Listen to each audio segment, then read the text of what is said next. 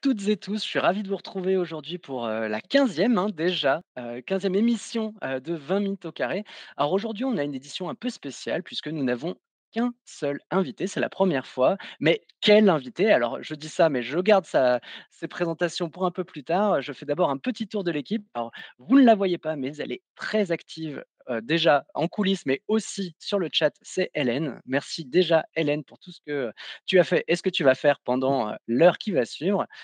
À nos côtés, nous avons, Laurent Beignet. Alors ça fait un bail, non, ça fait 2 Ça semaines, fait un même bail, pas. j'en ai raté un quoi et hop, j'en rate un et direct tu prends le Ah bah, lead moi de je l'émission j'hésite pas, hein. Je je et je voilà. m'impose Et là, et Sylvain je te regarde derrière, on me voit pas, mais je te regarde derrière. efficace, merci, merci patron et Sylvain, donc le président de, Crystal Chain, qui se présente comme, on va dire, le hub, de la traçabilité et pour ceux qui étaient présents déjà la semaine dernière, vous allez voir qu'il y a un mot qui va revenir, c'est celui de la transparence et en parlant de transparence, je dois bien dire qu'il faut que je sois transparent avec vous sur un élément, c'est les circonstances de notre rencontre avec Sylvain. Puisque, il y a des gens qu'on rencontre, lors des événements Web3, il y a des gens qu'on rencontre sur LinkedIn et puis il y a des autres personnes qu'on rencontre à vélo et c'est exactement ce qui s'est passé sur une piste cyclable, je crois que c'était quoi? Au mois de juin ou au mois de juillet et Sylvain m'interpelle pour me demander les directions pour, se rendre, du côté d'Issy-les-Moulineaux et il s'avère qu'on allait dans la même ville, à savoir Clamart et que, au fil de la discussion, il s'est avéré que, on travaillait un petit peu dans le même secteur. Donc voilà, petit élément, on va dire fun fact pour commencer. Alors, Sylvain, je veux bien un élément peut-être de ton côté, non pas pour raconter, notre rencontre, je crois que j'ai pas fait de j'ai pas fait d'erreur là-dessus, mais pour nous présenter, rapidement Crystal Chain si tu veux bien. Oui, merci Romain. Effectivement, la rencontre était amusante. On a plein de points en commun à part le vélo.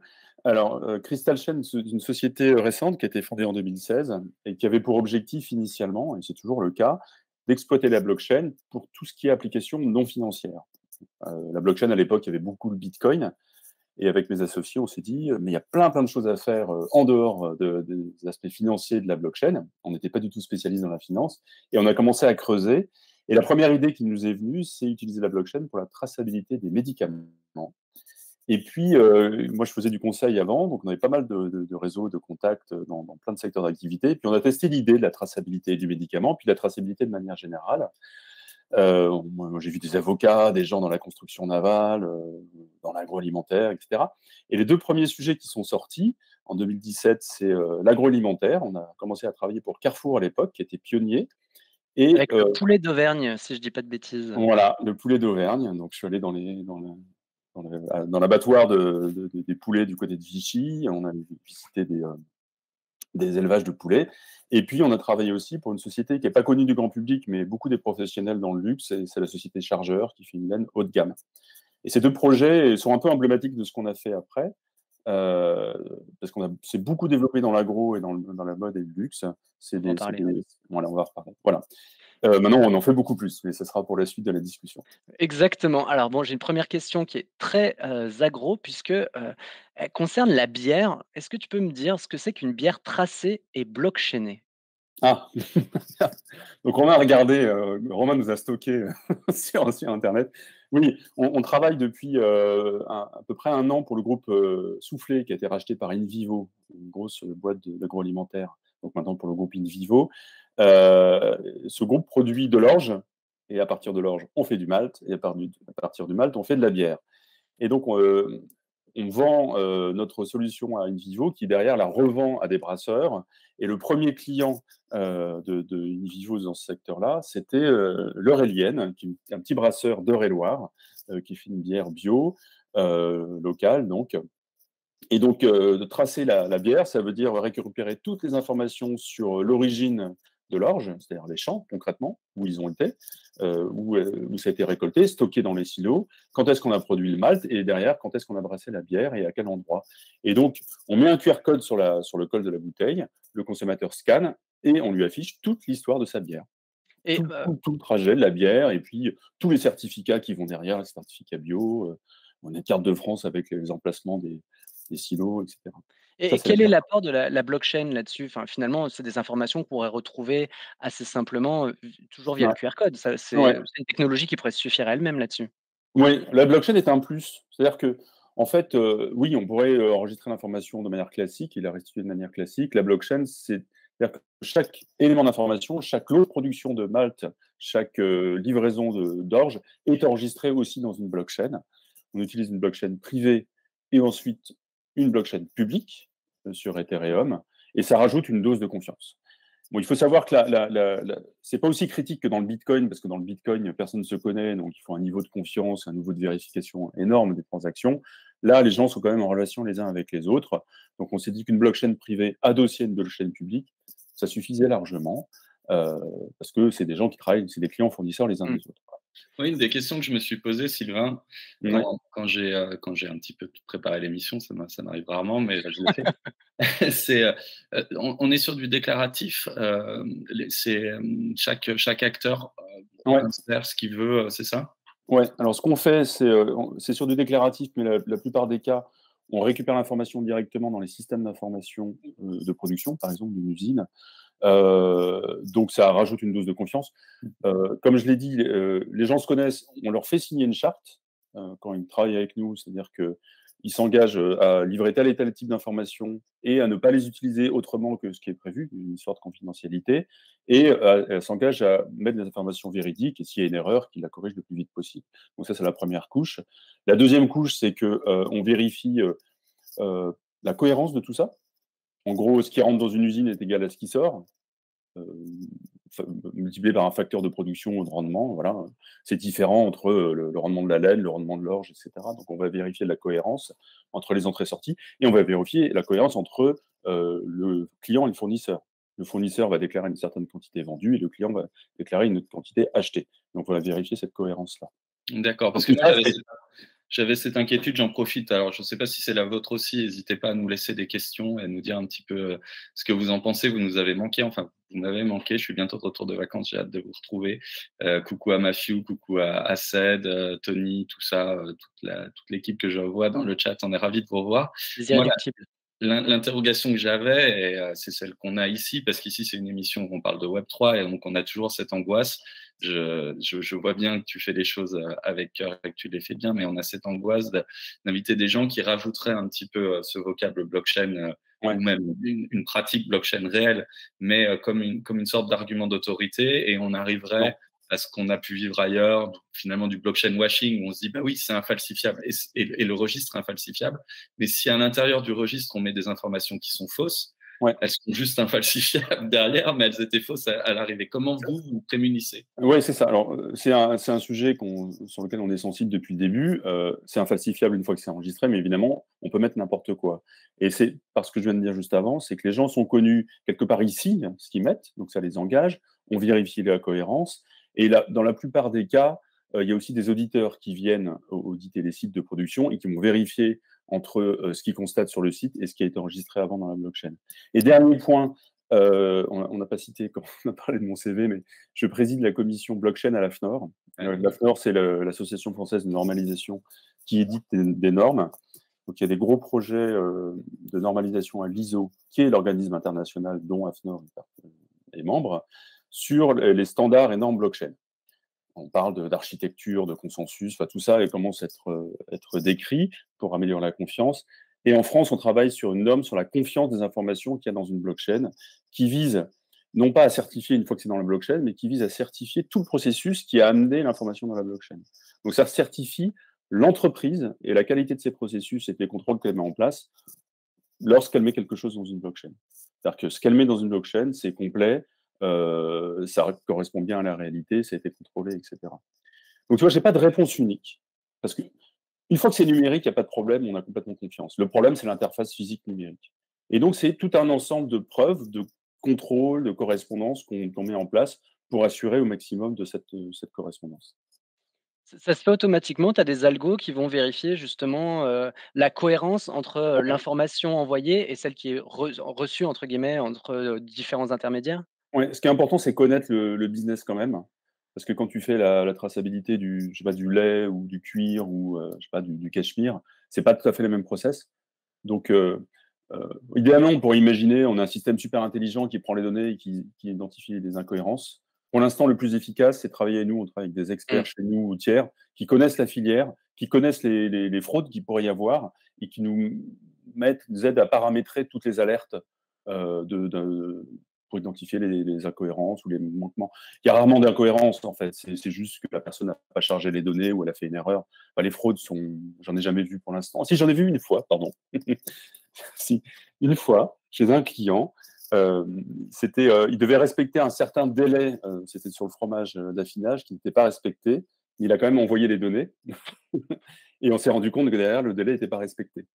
Et lui, bêtement, il a envoyé ces délais d'affinage qui étaient pas conformes au cahier des Ouais, qui charges. dépassait Voilà. quoi, ça devait être 12 mois et puis lui il a dit, 12 mois et 2 semaines. C'est l'inverse, en fait. Il doit À l'inverse. voilà, c'est l'inverse. En fait, il s'engageait sur 12 mois, je crois, et il a déclaré 10, ce qui correspondait vraiment à ce qu'il faisait, mais c'est qui ne correspondait pas au cahier des charges. Donc, tu vois, quelque part, on a coincé la personne. Mais en général, on n'arrive pas. On travaille comme sur des filières où les gens se connaissent. Là où ça devient plus compliqué, effectivement, c'est quand sur des filières super longues, super internationales, comme sur le coton. Et là, recade à moi si je dérive, hein, mais je Non, non, suis mais pas c'est bon. la j'imagine que c'est enfin, Mais non, c'est hyper c'est intéressant tout le parce début de que la chaîne, c'est la récupération d'informations, Voilà, la récupération d'informations techniques, elle n'est pas compliquée. Aller connaître le process, il n'est pas compliqué. Et en fait, je réfléchis parfois avec des boîtes qui font du sourcing éthique, qui aident les entreprises à trouver les fournisseurs éthiques. Et ils me disent, bah, parfois, c'est plus simple de changer de fournisseur plutôt que de mettre en place, mettre à niveau les fournisseurs, les faire participer à la traçabilité, parce que certains ne sont pas du tout, pas organisés ou parfois complètement frauduleux. Donc, il vaut mieux parfois changer de filière pour être sûr que ça se passe bien. Et finalement, il y a un mouvement général quand même vers plus de transparence, plus de confiance, et les canards boiteux vont soit se mettre à niveau, soit sortir du jeu. Ça va se faire petit à petit. Vous êtes engagé, on évoquait tout à l'heure l'exemple de Carrefour en 2018 avec, le poulet d'Auvergne sur la Ouais. traçabilité. Pareil, là, il y avait un QR code, je sais pas si c'était un QR code ou un code barre, sur le C'est poulet. un QR code, ouais. Ouais, ouais. Bon, la question de la traçabilité, sur l'alimentation, c'est qu'on connaît les scandales qu'il y a eu, ces Ouais, 10 dernières années, hein, ouais. sur l'alimentation. J'imagine que c'est super important. Mmh. Aujourd'hui, est-ce que, vous bossez alors tu m'avais dit que vous bossiez plus à Carrefour, mais Mmh. est-ce que vous bossez avec d'autres sociétés là-dessus? Ouais. Quels sont entre guillemets, «leurs engagements» derrière? Et moi je me pose aussi la question de on a envie, j'imagine en tant que consommateur tous de savoir un peu plus sur les produits qu'on consomme, mais derrière, est-ce qu'on sait si cette information-là alors c'est peut-être pas le plus important, hein, ce qui est important, c'est que cette information existe, mais est-ce qu'on l'utilise, tu vois? Est-ce qu'elle est exploitée et est-ce qu'elle est exploitable aussi cette information? Il y a plein de 3 questions questions en dans une. Oui, oui, pardon, il y a plein de c'est questions ma dans la question, spécialité. ou alors il y a plein de réponses dans tes questions. Oui, on travaille toujours dans le secteur agroalimentaire, bien sûr. Notamment, on a un client on a un client fast-food. On travaille pour, je sais pas si j'ai le droit de dire le nom, je suis désolé. Enfin, un grand dans le fast-food et on a mis en place la traça, pour des raisons sanitaires. Donc, c'est-à-dire que pour lui, c'est sur la viande. On collecte toute l'information sur la production, le transport, le stockage et la distribution de la viande. Et tous les contrôles qui sont faits au niveau de l'usine, les contrôles sur pièces, les contrôles sur les outils de production, les contrôles dans les restaurants. Et on récolte tout ça. L'objectif, c'est pour l'équipe qualité d'avoir tout sous un même toit. Ils se connectent à notre système, ils ont toute l'information sur ce qui est conforme, pas conforme, etc. Et derrière, ça leur permet aussi, quand il y a un problème, si quelqu'un tombe malade dans un restaurant, on connaît exactement le lot qu'il a mangé. Et derrière, on va appeler les autres restaurants qui ont le même lot pour leur Mmh. demander de retirer. Parce que ce que vous avez vu dans les scandales alimentaires, c'est que parfois, on ne savait pas où se trouvaient les lots incriminés. On savait On que retirait tout. quelqu'un. Voilà, et on retirait tout. Ça s'est passé dans le lait infantile. Au début, ils n'avaient rien retiré, et puis après, ils ont dû torturer même les lots qui n'étaient pas incriminés. Donc, bon, alors, il faut savoir aussi que depuis 50 ans, il y a eu un énorme progrès qui ont été faits dans la sécurité sanitaire. Il y a très, très peu d'accidents, très peu de morts, mais toujours trop, bien sûr, mais il y a énormément de progrès. C'est une obligation, la traçabilité et les contrôles j'allais dire, le contrôle de l'amont, les contrôles de. Un client doit contrôler ce que lui fournit son fournisseur. Ce que permet des applications comme la nôtre, c'est que ce contrôle soit beaucoup plus rapide. Je te donne l'exemple du poulet Carrefour, alors même si ce n'était pas des contrôles sanitaires. Euh, on a appelé les fournisseurs et il nous a fallu plusieurs jours pour avoir toutes les informations sur le poulet, ce qu'il avait mangé, où est-ce qu'il était produit, etc. Ce qui est tout à fait conforme à la réglementation, il n'y a pas de problème. Une fois que la solution a été mise en place, en 2 secondes, tu as l'information. Donc Mais en cas de crise, tu peux réagir très, très rapidement. sur l'acte d'achat, tu envisages pas d'inclure le consommateur dans la blockchain et de permettre à quelqu'un qui aura acheté le poulet, parce que le rappel qui aurait acheté le poulet, de déclarer qu'il a acheté le poulet et de faire partie de cette grande chaîne de transactions. L'intérêt pourrait être que quand le poulet il a été déclaré impropre à la consommation, il a parfois déjà été acheté. Et Ouais, ouais, moi, récemment, je suis allé faire un tour sur la plateforme d'État, hein, je ne sais pas comment elle s'appelle, rappel.gouv.fr ou quelque mmh, chose dans le genre. ouais, J'ai vu qu'il y avait 6300 annonces. Alors j'imagine que beaucoup sont périmées et qu'elles concernent bien des sûr. choses qui sont plus du tout en vente. Mais enfin, il y en a énormément. C'est absolument pas intuitif. Tu retrouves finalement Non. exactement ce que tu es venu chercher. Là, moi, ce que j'adorerais avoir, c'est une notification personnalisée qui me dit, peut-être une fois dans ma vie, parce qu'au final, je pense que les statistiques doivent être de cet ordre-là, Ouais, dites-donc que les saucisses que tu as achetées, elles sont pas bonnes, quoi. ouais, Mais enlève-les. Et on voit en bout de chaîne, nous, journalistes, qu'on a pu faire. On essaye d'amplifier très souvent les appels pour les rappels, dire bah, allez rechercher tel et tel chocolat ou mmh. tel truc. Mais enfin, il y a très peu de chances qu'on trouve les gens qui nous disent ah bah oui, c'est le bon lot, c'est le lot que j'ai acheté, je vais le ramener, quoi. Et on a vu les drames que ça a pu causer. Alors, c'est rare, mais Mmh. voilà. C'est rare, mais trop fréquent, hein. De toute façon, je suis bien d'accord, dès qu'il y a un mort, c'est un de trop.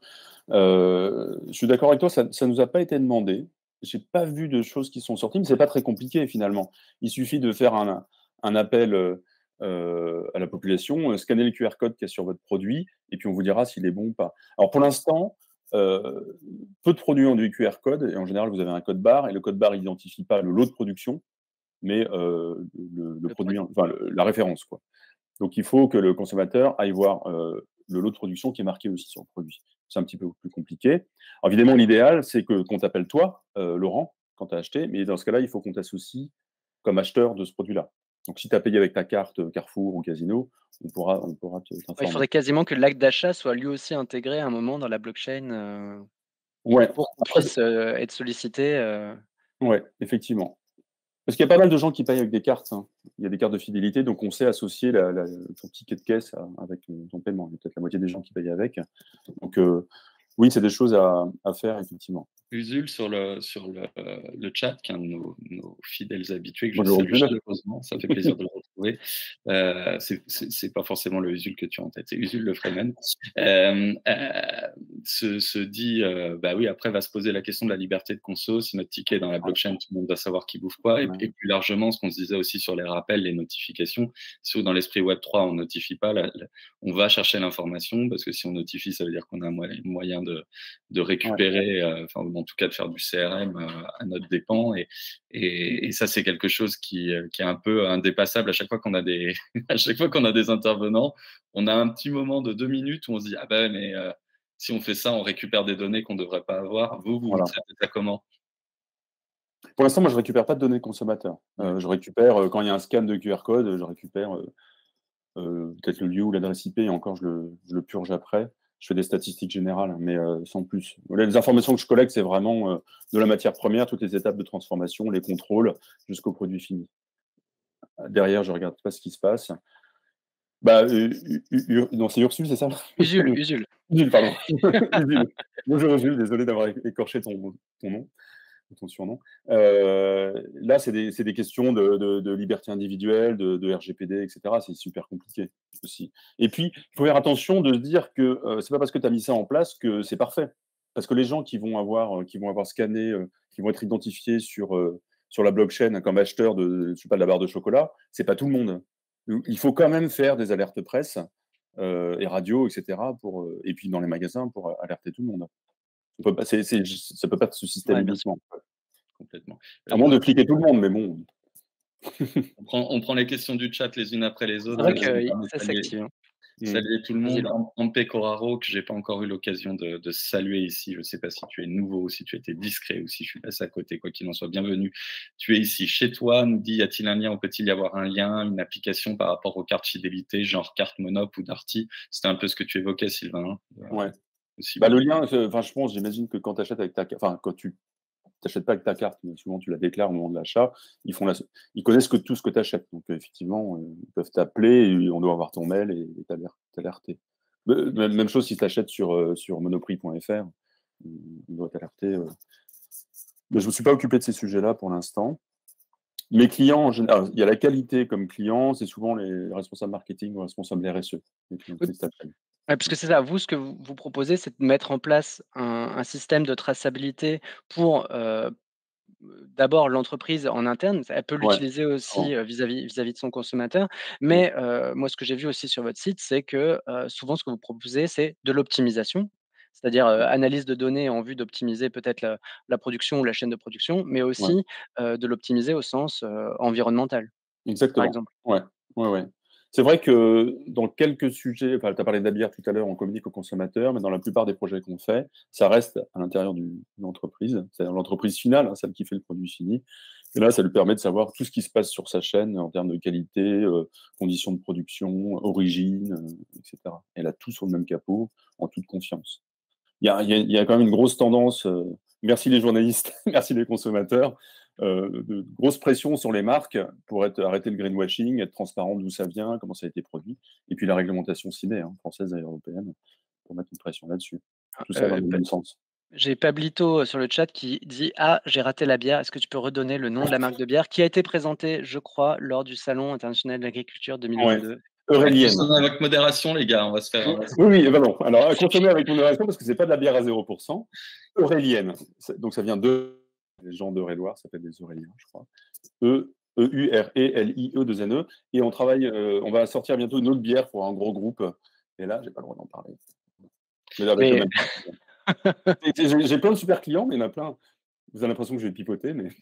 et sur la question toujours environnementale, est-ce que tu peux nous en dire un petit peu plus? Sachant que, tu disais, hein, le cadre légal, en plus tu fais partie de la FNOR, donc Mm. ça se le cadre légal est en train de se constituer, Ouais, mais il y a aussi un cadre légal, notamment sur la question environnementale, du bilan carbone de la production et ouais, comment, votre outil, lui, permet, on va dire, de rentrer un petit peu, dans les clous, de ce point de vue-là?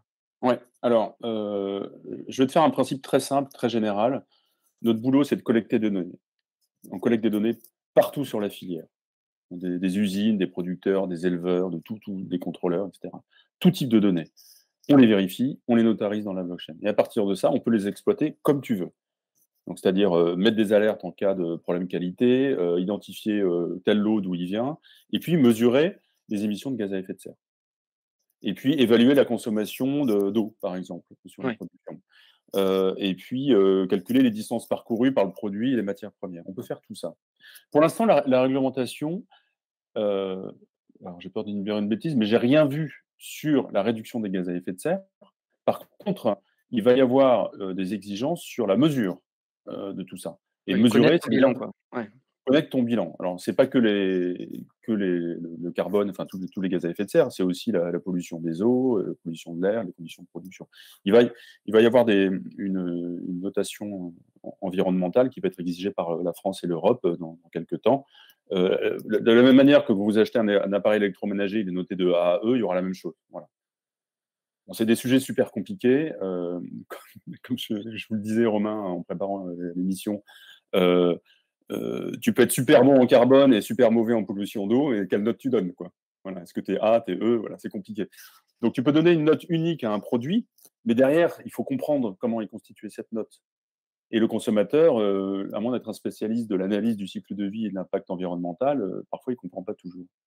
Mais à mon avis, euh, grâce à vous encore, merci. Je fais un peu de brosse à relire, mais les journalistes vous êtes là pour expliquer ce qui se passe aussi, pour dire attention, c'est n'importe quoi, attention, voilà. Et donc ça fait progresser.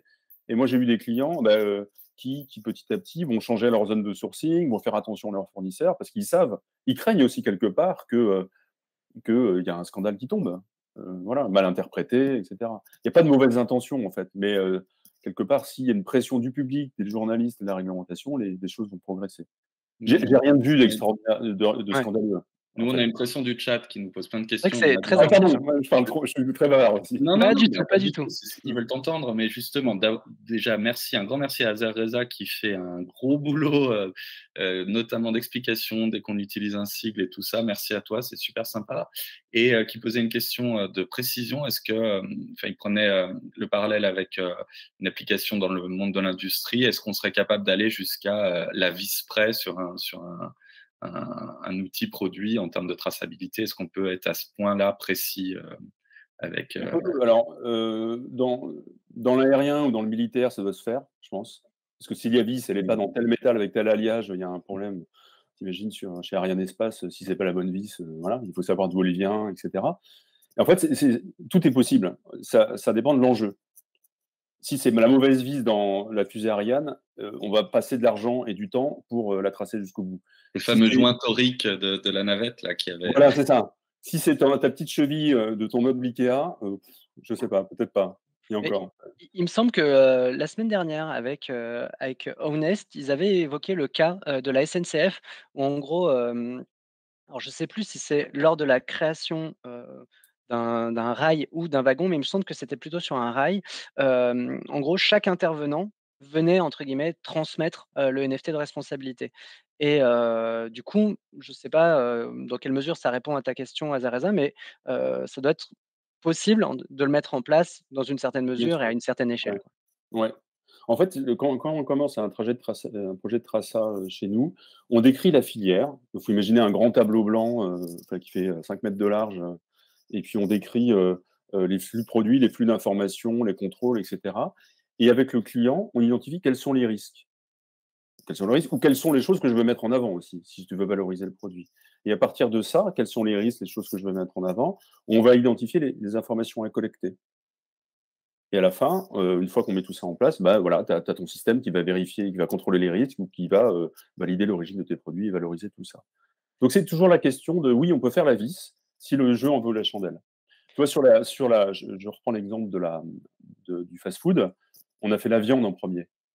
On aurait pu faire le pain, on aurait pu faire les oignons, les tomates ou les frites, mais là où il y a le plus d'enjeux, c'est quand même la viande. Bien sûr. Parce que si le pain est avarié, bon, déjà, ça se voit tout de suite, et en plus, tu tombes rarement gravement malade. La viande, il y a plus de risques. Voilà. Je fais un petit détour, à moins que Laurent, je sais pas, tu as les yeux Non, mais sur le moi, chat? la première fois que je t'ai vu, c'était il y a quelques minutes, quelques heures. Je suis tombé sur une vidéo de toi, présentée dans Télématin, à Ah, l'occasion d'un POC que vous aviez fait avec Carrefour, je crois, les fameux poulets d'Auvergne, ce dont ouais, on c'est parlait ça. tout à l'heure. Ouais. Et là, le lancement m'avait intéressé, le lancement fait par ma consoeur, c'était, l'étiquette en fait, on peut pas tout mettre dessus et du coup, le QR est une extension de l'étiquette, va nous Ouais. permettre d'avoir beaucoup plus d'informations, en tout cas pour ceux qui en demandent. Est-ce qu'on va pas un peu trop loin dans l'info aujourd'hui? Moi, j'adore l'information, j'en vis. Mais, est-ce qu'on a besoin, d'une telle traçabilité, nous, consommateurs, hein? Je parle pas de la Mmh. sécurisation des chaînes, de production, mais nous, consommateurs, on voit, je pense au petit beurre, c'est ça, au petit beurre de lune, hein, où on a l'interview du mec qui a fait pousser le blé. Alors c'est très bien et ça rend hommage à lui. On n'est pas obligé d'aller la regarder si ça nous intéresse pas, mais est-ce qu'on est dans une phase un petit peu de nouveau d'infobésité? Est-ce qu'il n'y a pas un risque Mmh. toujours dans ces cas-là de noyer un peu le poisson? Oui, ok, il y a l'interview du mec qui fait pousser le blé, mais nous, ce qui nous intéresse, c'est de savoir vraiment s'il y a des pesticides ou pas, et d'être sûr qu'il y en ait pas qui ait été rajouté. Toi, quel conseil tu donnes aux boîtes qui te sollicitent là-dessus? Ah, je suis complètement d'accord avec toi, hein. C'est-à-dire que ça peut faire un peu «je noie le poisson», c'est-à-dire que j'ai des pesticides, mais je montre la photo de l'agriculteur. Bon. À mon avis, c'est un sujet qui se défriche petit à petit. Le QR code et ce qu'on met sur le smartphone, voilà, c'est tout récent, ça fait 3 ans que ça existe, et un peu comme les sites internet où au début c'était un peu le bazar, maintenant c'est en train de se normaliser. Les informations qu'on communique, elles sont on arrive très bien à trouver ce qu'il y a sur un site internet, on arrive à s'y retrouver. À mon avis, ça va se clarifier petit à petit, les choses, et puis tout le monde ne va pas scanner le QR code. Moi, voilà, sur certains produits, il y a peut-être 5 des gens qui vont le scanner. Mais peut-être que moi, je ne vais pas scanner, mais je fais confiance à le chieur de service qui, lui, va scanner. Et je dis, s'il va scanner et qu'il trouve des trucs incroyables ou faux, il va faire un article de blog qui va être relayé, etc. Donc moi, en tant que consommateur, c'est comme ça que j'ai réagi. Voilà. Après, on pourrait petit à petit normaliser les informations qui apparaissent dans le QR code, par une OK. réglementation ou par des bonnes pratiques qui se diffusent, c'est-à-dire l'origine, pesticides, etc. Ouais. Mais c'est très facile, comme je vous dis. Le plus difficile, c'est collecter l'information, la vérifier. La restituer d'une manière ou d'une autre, si tu me dis Oui ça, je change la restitution en une semaine, c'est fait. Il y a et aucun après tu problème. intègres ça à Yuka ou à une application, Ouais, du bien genre et sûr. Ouais, exactement. Ouais, ouais. j'aurais voulu alors attends, Laurent, tu me dis c'est Non, non, c'est une bonne idée, Yuka. En fait, c'est vrai qu'il manque peut-être un peu d'interface de navigation universelle où on a, pour ceux que ça intéresse, parce que moi, je sais pas pourquoi, mais ça me fait toujours un peu marrer. Il m'est arrivé pas mal de fois dans ma vie de faire les courses avec des gens qui passent beaucoup de temps sur Yuka à scanner les produits les uns après les autres. Après, c'est Ouais, pour le bien de leur corps et pour le ouais. bien de la planète sans doute. Donc, c'est très bien, mais en tout cas, d'avoir ne serait-ce qu'une seule interface et qui serait ils étaient pas, ils faisaient pas remonter des informations d'une database Si, si, qui est Open Food Fact. bonne, quoi. En fait, c'est pas eux, hein, enfin Yuka propose juste l'interface, mais les C'est ça, données, c'est pas chez alors peut-être qu'ils en rajoutent à eux, mmh. notamment ils doivent faire le bilan, écologique ou ce genre de choses, mais la composition des produits, c'est une base, l'équivalent de Wikipédia, mais sur la composition des aliments, qui s'appelle Open Food Fact, qui sont alimentés par les producteurs et mis à jour, et cetera. Et donc c'est là-dessus qu'ils se basent et après c'est joliment présenté, il y a un conseil, il y a une note, une couleur, et cetera. Hem, c'est un truc qui s'est monté un peu tout seul, c'est très bien aussi, ça sensibilise les gens. Alors on va t'expliquer que le beurre c'est gras et le sucre c'est Mmh. sucré, mais peut-être que certains ne le savaient pas, je sais pas. Mais, c'est voilà, c'est comme le Nutri-Score aussi, c'est pour sensibiliser. je reste encore un petit peu dans le sillon, environnemental que j'avais ouvert tout à l'heure. Je c'est une marotte un petit peu, mais, Ah, dis-moi. en fait, vra en toute honnêteté et en toute transparence, hein, puisque c'est le thème de l'émission, c'est sur, ton site que j'ai vu popper, le terme de loi AGEC Ouais, et je me ouais, suis dit: «OK, mais c'est quoi exactement la loi AGEC?» donc la loi anti-gaspillage et économie circulaire, c'est ça, je crois, ouais, ouais. et du coup, je me posais la question, comment, enfin, quelle solution vous proposez-vous, de ce côté-là? Puisque, quand tu me parles d'économie circulaire, je vois plutôt, bah, voilà, cycle de vie du produit après avoir été une première fois commercialisé, détenu ou utilisé. Ouais, alors, il y a 2 choses, dans les exigences. Nous, on le pousse. C'est une version simplifiée de notre outil, pour la Logic, c'est beaucoup plus simple que ce qu'on fait par ailleurs. Il s'agit de communiquer aux consommateurs, sur l'origine du produit et sur, est-ce qu'il est fait en matière recyclée et est-ce qu'il est recyclable? Voilà, c'est comme ça. Donc, comment dire? Alors où est-ce qu'il est fait? Ça, on le sait, la marque, on pousse ça dans l'univers de la mode et du luxe, hein. C'est un univers qu'on connaît très bien. Donc où est-ce qu'il est fait? C'est, où est-ce qu'il a été confectionné, tissé et teint pour les tissus. Donc ça, la marque le sait et ensuite elle peut dire est-ce qu'il a été fait à partir de matières recyclées? Est-ce qu'il est recyclable? La marque doit se renseigner sur les conditions de recyclabilité Ouais. parce que tu peux raconter n'importe quoi. Tu peux faire un t-shirt ou je sais pas, un manteau en polyester par exemple, tu veux dire: «Bah, c'est bon, c'est recyclable». Et si ton polyester, il est mélangé avec du coton, avec du lin et puis il y a plein de pièces métalliques, concrètement, il ne l'est pas. Voilà. Et puis si, tu as un plastique très particulier et qu'il n'y a pas les filières pour les retraités en France, tu ne peux pas déclarer qu'il est recyclable. Donc là, on attend la marque, au tournant en disant: «Si vous racontez qu'il est recyclable, il faut quand même vérifier que dans les Mmh. faits, c'est faisable». Donc c'est ça qu'exige cette loi OK. et elle s'applique, à partir du 1er janvier pour les marques qui font plus de 50 millions d'euros de chiffre d'affaires et après, petit à petit, toutes les marques. Alors il y a Usul, hein, toujours sur le côté, tout à C'est l'heure, Usul. je reviens sur l'alimentaire, mais c'est vrai que Usul, il en a sorti une bonne. Il dit: «Après moi, j'ai fait le choix de la campagne, je bouffe quasi pas de produits transformés. Ouais. J'arrive à avoir des légumes et pas mal de trucs frais locaux. Bref, je suis pas emmerdé par les QR codes». Ouais, bah, super. Donc bah, voilà, Non, mais c'est super. Moi, lui, il est j'habite dans en les ville.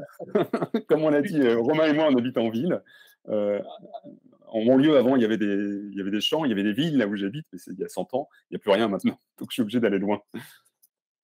non, mais c'est ça. Non, mais en tout cas, c'est vrai que tout à l'heure, je pense que c'était un peu la question de Laurent aussi, Mmh. c'est-à-dire en gros, qui sait déjà qu'il y a ces informations-là sur, la viande ou sur d'autres produits via le QR code et surtout derrière, qui va chercher et Mmh. tu avais la question tout à l'heure de l'infobésité, c'est ça, c'est Mmh. si jamais et c'était l'exemple qui était donné dans la vidéo de 2018, tu voyais, tu pouvais remonter, tu avais l'impression que c'était un thread, Twitter où tu avais, effectivement la vidéo avec, l'éleveur et puis Mmh. après, effectivement, tu pouvais y passer un moment, en termes de lecture, il y avait de quoi faire, quoi. Donc, tu Ouais. passes 10 minutes devant ton poulet, tu as le temps de briser la chaîne du froid, avant de l'acheter, quoi.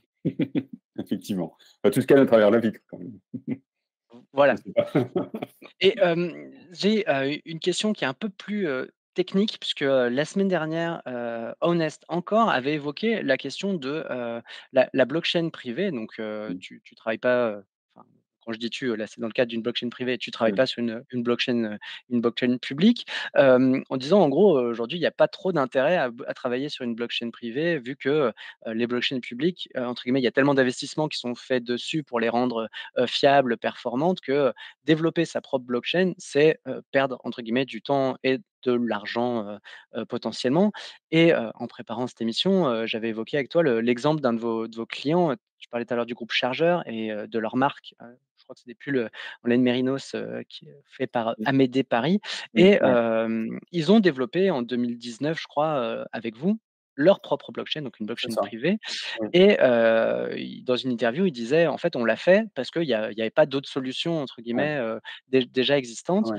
En 2022, quel regard tu portes toi sur l'utilité de ces blockchains privées qui demandent du coup un investissement assez conséquent? Ouais. Alors,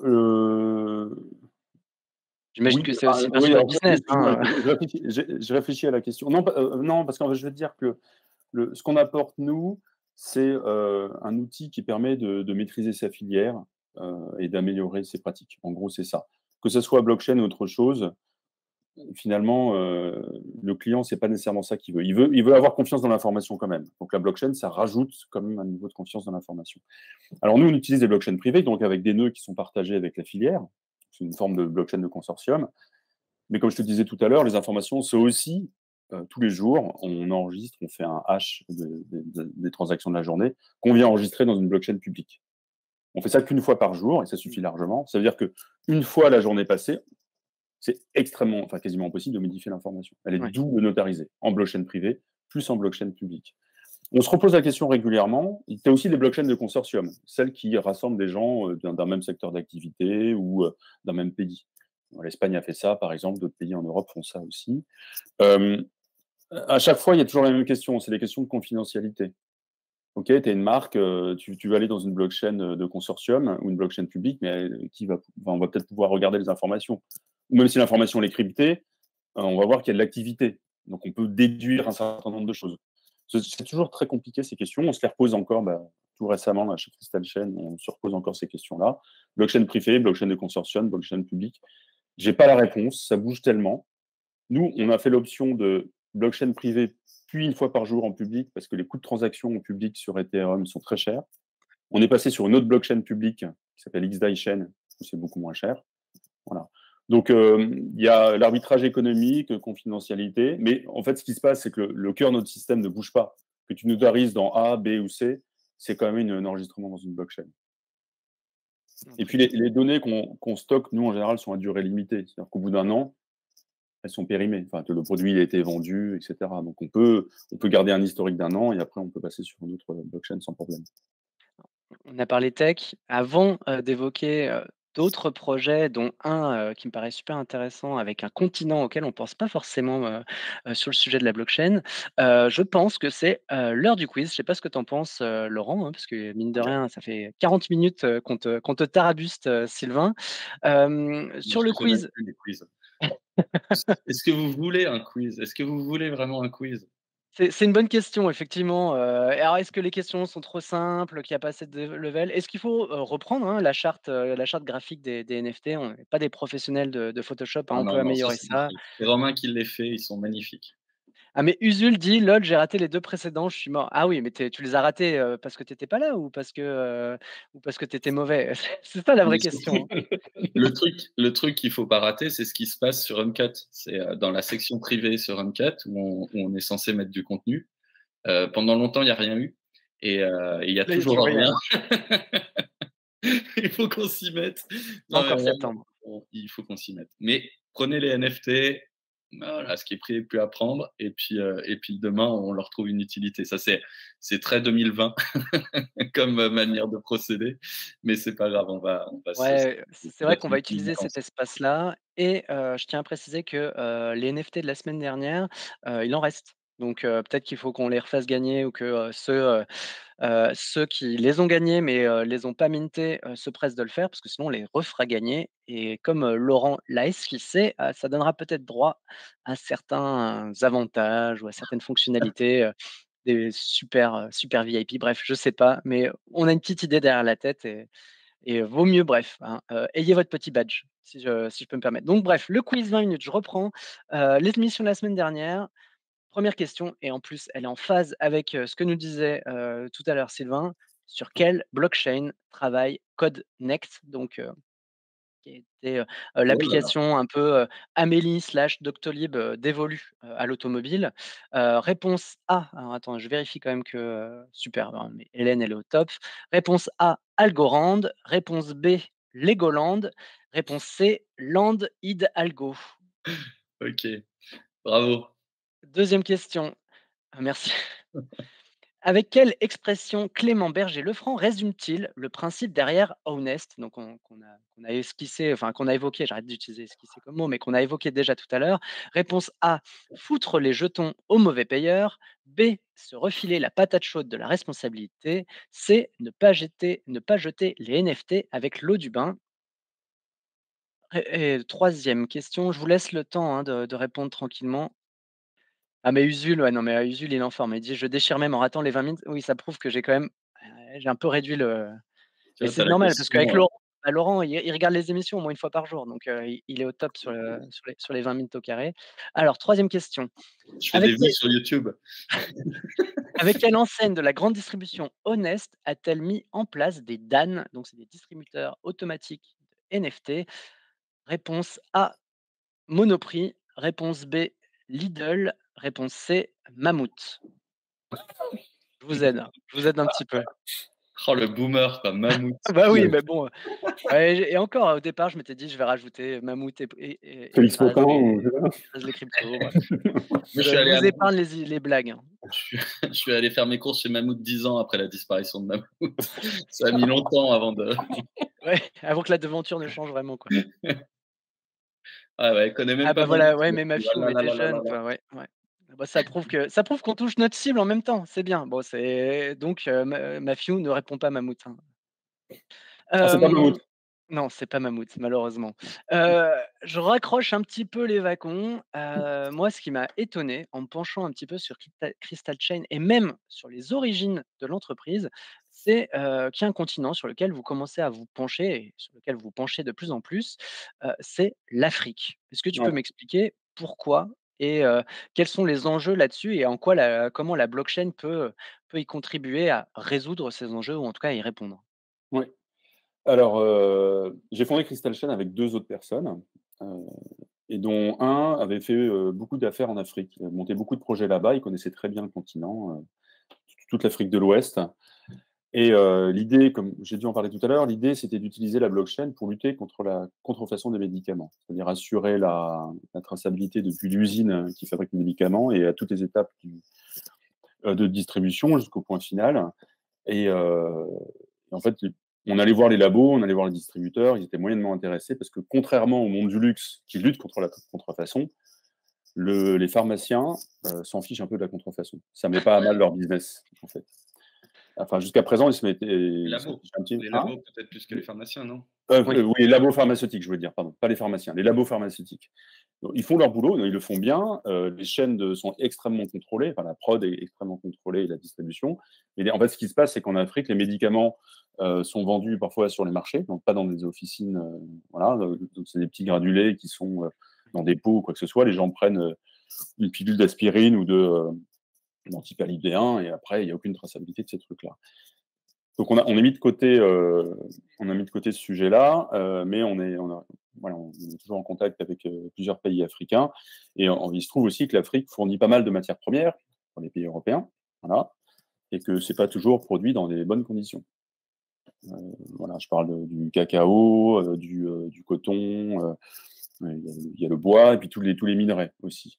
Et donc il y a un gros enjeu là-dedans, c'est mettre en place la traçabilité de ces matières premières depuis l'origine, toutes les étapes de contrôle et de transformation, jusqu'aux usines Ouais. en Asie ou en Europe. Voilà. Et là, on est en discussion avec des instances gouvernementales dans plusieurs pays. C'est des choses assez longues, enfin, c'est des choses super importantes. Les enjeux sont gigantesques. Alors, je ne parle pas de gaz à effet de serre, hein, je parle de conditions de travail, de pollution, etc. Et mais c'est très long, parce qu'il y a de la politique à mettre en place, il y a des intérêts dans un sens comme dans l'autre. Mais notre solution est là pour faire avancer les choses. Et comme je disais tout à l'heure, on peut mettre en place la traçabilité pour un acteur, et puis petit à petit, les autres vont se mettre à niveau. Ouais, mais Comme j'imagine. Carrefour Ouais. a lancé la traça en 2017 et les autres ont suivi. Quoi. Mmh. Ouais, mais j'imagine que la question de la vérification, de l'information, sans vouloir, être cliché, sur l'Afrique, mais j'imagine qu'elle se pose encore plus, Ouais, bien sûr. sur ce continent quand même, En fait, alors, je fais un parallèle. Moi qui travaille un peu pour l'AFNOR, l'AFNOR, c'est la certification de process. Et dans les pays occidentaux, quand vous bossez, vous suivez un process qui est documenté. Donc, quand il y a un audit, l'auditeur va voir le process qui est documenté. Voilà. C'est comme ça que ça se passe. Et puis, on se dit que le process ne va pas changer du jour au lendemain. Quand c'est beaucoup plus informel et encore plus agricole, comme ça peut l'être en Afrique, on ne peut pas faire un audit documentaire sur les process. Donc, il y a des contrôles qui doivent être faits. Et sur certains projets, notamment sur le cacao, on a pris langue avec plusieurs ONG qui, eux, font des contrôles sur place, qui vont vérifier que les gamins vont bien à l'école et qu'ils ne vont pas dans les champs, que, y a pas que le cacao est bien originaire de tel endroit et pas tel autre qui est interdit, etc. Donc il y a beaucoup plus de présence terrain qu'en Occident, où tu peux mmh. faire beaucoup plus confiance dans les process et les systèmes qui les hébergent. Quoi. Voilà. Et donc là, c'est des sujets longs, lents, super, super intéressants. Il y a aussi un problème de financement, parce qu'en Afrique, il n'y a pas beaucoup d'argent, et donc c'est des projets qui sont financés par les fondations, les banques de développement, la Banque mondiale, etc. Ah, tu Et vas alors, croire que ah, vas-y, je t'en moi, prie. je disais un truc, parce qu'en fait, il y a une réglementation qui devrait sortir sur le cacao et interdire d'importer en Europe le cacao qui n'est pas tracé. Voilà. On l'attend. Ça va faire bouger Ah ouais, j'imagine, les ouais. choses. Le cacao, c'est le Ghana et la Côte d'Ivoire, hein, les deux gros producteurs mondiaux. Et Voilà. alors tu vas croire que Usul est tout seul sur le chat parce que, je le recite, mais c'est vrai qu'il pose la question et elle est intéressante de est-ce qu'il pourrait y avoir un lien avec, le label, tu vois? Avec les labels, commerce équitable, ou Bien éthique. sûr. Ouais, exactement, ouais. Mais eux ont parfois du mal, cherchez sur Google ou sur YouTube, cacao traçabilité, vous verrez que les labels aussi ont du mal à assurer la traçabilité. Tu peux avoir une coopérative, de cacao, par exemple, qui est certifiée Max Havelaar ou autre, Mmh, et derrière, en douce, ils vont s'approvisionner, dans des zones interdites. ouais. Mais là, c'est extrêmement difficile à contrôler. Mais il y a des moyens toujours, hein. Tu peux marquer les sacs, tu donnes des sacs unitaires, tu vérifies quand ils arrivent, tous les marques, et cetera. Enfin voilà, il y a toujours des moyens de vérifier tout ça. Vas-y Laurent, pardon. Non, non, mais simplement, bah, nous, on est aussi des passionnés de Web3. Je dis nous, c'est notamment les gens qui sont avec nous en train de nous regarder et qui se déchaînent sur le chat aujourd'hui. Merci, merci Super. la team, vous êtes en forme. Et du coup, Web3, c'est aussi décentralisation, empowerment, je sais pas comment dire les choses. Ouais. Et est-ce qu'il y a en gros des solutions qui ne viendraient pas d'Occident et qui seraient partagées avec des acteurs locaux qui prennent en main leur propre filière et qui d'ailleurs le verraient sans doute à leur propre façon, peut-être assez différente de la nôtre. À ta connaissance, il y a des choses qui émergent. Oui, j'en ai vu dans le médicament justement. C'était une start-up, d'un pays d'Afrique, anglophone, je ne sais plus lequel, qui avait pas mal développé son affaire sur place. Ça, c'était très bien. Et pour ce que j'ai vu, les pays qu'on connaît, donc toute la partie enfin francophone, Mmh. on n'a pas vu de société qui développait ça. Mais en fait, il y a des talents là-bas, tu vois? Il y a pas de problème. Enfin, il faut, moi, si pour l'instant, je fais de la prospection, mais le jour où j'aurai un projet à mettre en place, je prends des locaux pour faire les contacts, pour faire les audits de process, pour, développer une partie des choses. Enfin, tu vois? C'est normal, il faut les impliquer. Tu peux pas faire ça à distance, uniquement, en fait, sur le terrain. Après, en termes de solutions informatiques, j'ai rien vu pour l'instant. OK. Mais il y en a un peu. Alors tout à l'heure, on listait, différents projets sur lesquels, vous travaillez, notamment sur la question des matières premières. Enfin, est-ce que tu peux nous esquisser un peu ce que vous j'ai encore dit esquisser décidément. Quels sont les projets? Alors c'est vrai que souvent en fin d'émission, je demande un petit peu les actus, sur Exact, ouais. lesquels, tu peux, nous teaser un petit peu ou nous annoncer des choses un peu sur ce que vous faites, les gros projets sur lesquels, vous êtes et sur lesquels évidemment tu as l'autorisation de t'exprimer, Ouais. publiquement, quoi? Bah, alors j'en ai certains, j'ai un gros projet qui est en grosse phase, enfin, en phase de réflexion avec des gros acteurs sur l'énergie. Alors je peux pas en dire plus pour l'instant. Bah, l'énergie, c'est clé. La manière dont elle est produite, voilà, si tu fais de l'énergie à partir du charbon, à partir d'électricité photovoltaïque, et cetera, il peut y avoir, l'impact peut être très différent, donc on travaille là-dessus. Hem, on travaille, plusieurs de clients nous ont demandé de travailler sur des crédits carbone. C'est-à-dire que, tu as des acteurs vertueux dans une chaîne qu'on trace nous et on calcule, la réduction de gaz à effet de serre et derrière on génère des tokens carbone. Mmh. Donc là, pour le coup, on parle de NFT, hein. Non, c'est pas des NFT d'ailleurs, c'est des tokens. C'est fongible, pas faire de bêtises et derrière peuvent être vendus à des gens qui ont besoin d'acheter des crédits carbone. On travaille aussi, sur tout ce qui est notation environnementale. Je vous ai parlé de la réglementation tout à l'heure, hein, européenne sur les aliments et les vêtements. Et enfin, on fait quelques tests sur les NFT. Hein.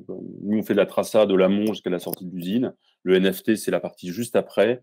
On est en train de regarder ce qu'on peut faire, on teste les technos. Finalement, on a toutes les informations pour créer le NFT, hein.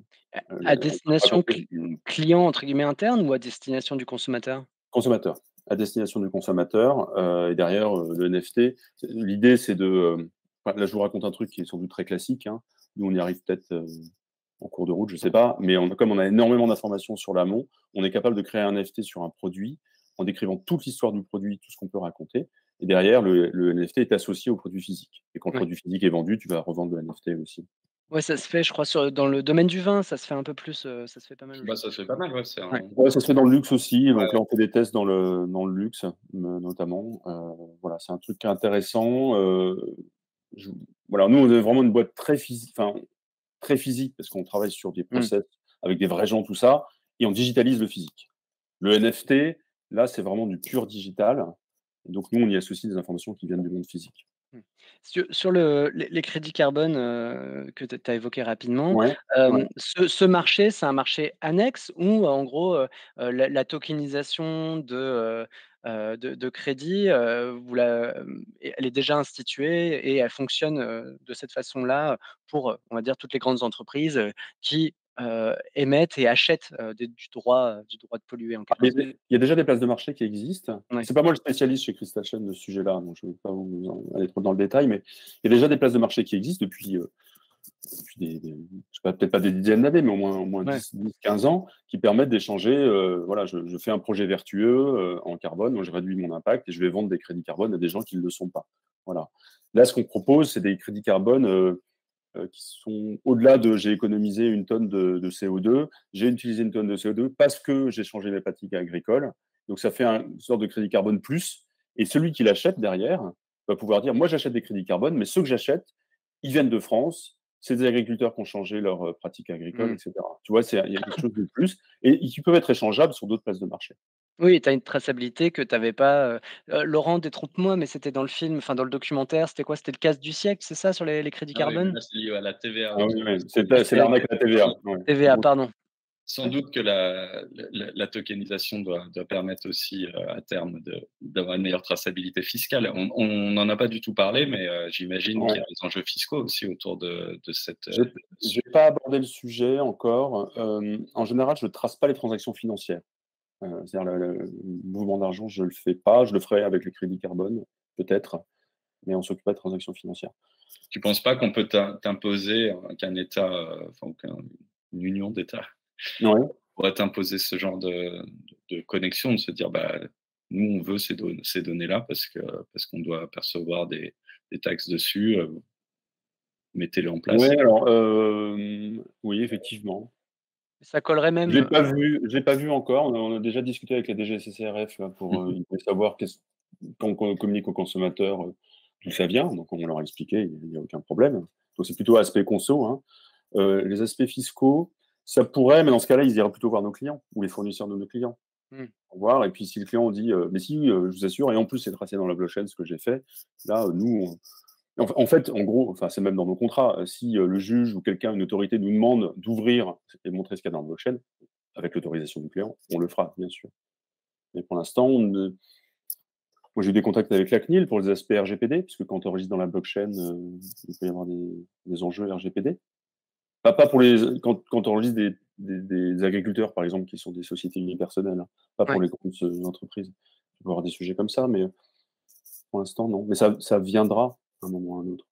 Non, parce que même au-delà, enfin, je mets la question de la fiscalité, elle est encore bien plus importante que ce que je vais évoquer, mais c'est vrai que ça colle, par exemple, avec certains mouvements comme celui de la slow fashion où en gros, Ouais, tu as certaines marques qui disent: «Oui, bon alors, votre t-shirt est à 30 balles, ou à 15 €, en fait, il coûte, 50 centimes à produire». Bah, nous, on va vous dire clairement, «Notre t-shirt, il coûte 50 €, mais en fait, à produire, il va coûter 35 €. On ouais. reverse tant à tel et tel, enfin, à l'agriculteur, à celui qui va, tisser et cetera». Et le fait d'intégrer ces informations dans la blockchain avec, entre guillemets, peut-être la confirmation du fournisseur que c'est bien le prix et peut-être pour le paysan, entre guillemets, qui valide qu'il a bien été payé, ces 5 € pour le coton, ça pourrait être, entre guillemets, «des vrais gages de confiance et de transparence» pour le consommateur final.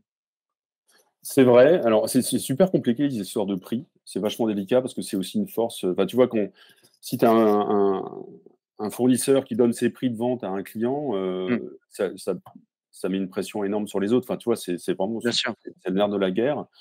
On s'était posé la question avec Carrefour une fois, pour savoir si on pouvait divulguer, quand tu achètes ton poulet, combien on l'a acheté? C'était, 10 € je crois le poulet.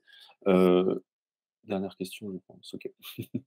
Vous savez Quand tu tout, achètes vous avez les coulisses. ah oui pardon, excuse-moi.